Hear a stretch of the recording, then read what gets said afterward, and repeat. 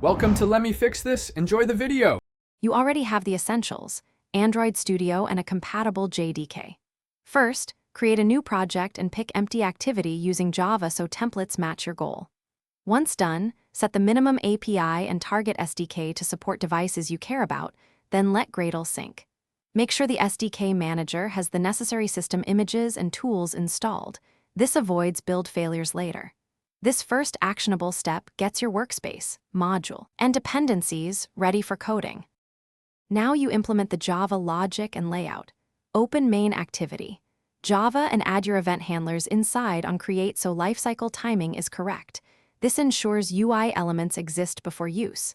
Next, switch to activity main. XML and layout views with constraint layout for responsive design. Use attributes like layout constraint start to start of. Then update build.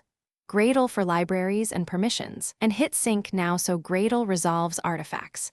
These middle steps finally deploy and verify behavior.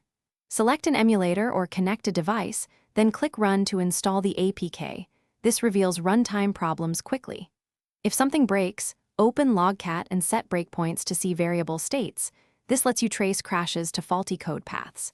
Make sure to test rotations and backgrounding for lifecycle bugs. If builds fail, try clean project and invalidate caches /restart to clear stale artifacts. That one troubleshooting step fixes many Gradle or resource mismatches.